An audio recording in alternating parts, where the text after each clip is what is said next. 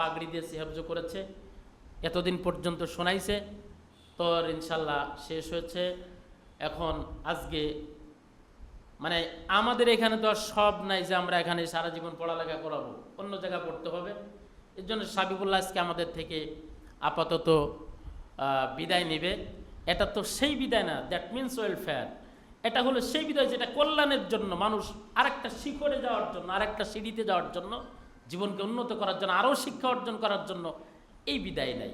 এটা হলো সেই বিদায়। বিদায়ের সাথে থাকবে আমাদের দোয়া, এই বিদায়ের সাথে থাকবে আমাদের ভালোবাসা, হৃদয় নিংড়ানো ভালোবাসা থাকবে ওর প্রতি।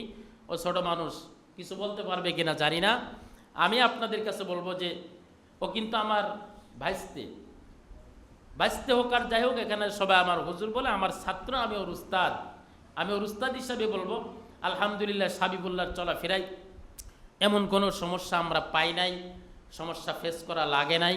সেই ক্ষেত্রে মাদ্রাসার পক্ষ থেকে ওর জন্য উজ্জ্বল ভবিষ্যৎ কামনা করি এবং আল্লাহর জন্য ওকে বড় আলেম বানাই, এই জন্য আমরা দোয়া করি।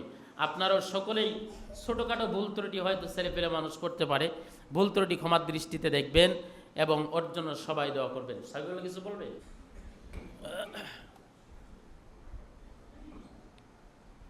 আসসালামু আলাইকুম ওয়া রাহমাতুল্লাহি ওয়া বারাকাতুহু।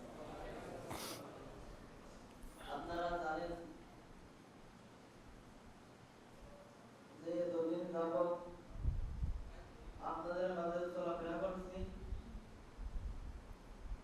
মাদ্রাসায় পড়াশোনা করছি, আপনাদের সাথে কথাবার্তা চলাফেরা মাধ্যমে যদি আপনারা কোনো আমাকে ভুল ত্রুটি জেনে থাকেন এবং আপনারা যদি কোনো কষ্ট হয়ে থাকে, আপনারা আমাকে ক্ষমা করে দেবেন এবং আমার জন্য সবাই দোয়া করবেন যাতে আমি যে জায়গায় যাই না কেন ভালোভাবে পড়াশোনা করতে পারি। সবাই আমার জন্য দোয়া করবেন, এটাই বলবেন। আসসালামু আলাইকুম ওয়া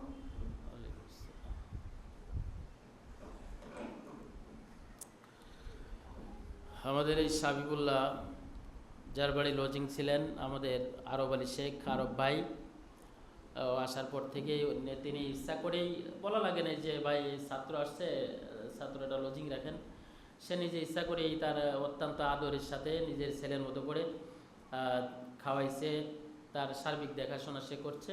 তার জন্য আমরা সবাই দোয়া করি, আপনারা সবাই দোয়া করবেন। ইনশাল্লাহ ছাত্র আসবে, ছাত্র বিদায় নেবে, এটাই হলো নিয়ম। আল্লাহ রাব্বুল আলামিন যেন ওকে বড় আলেম হিসাবে কবুল করে, সকলে বলে আমিন।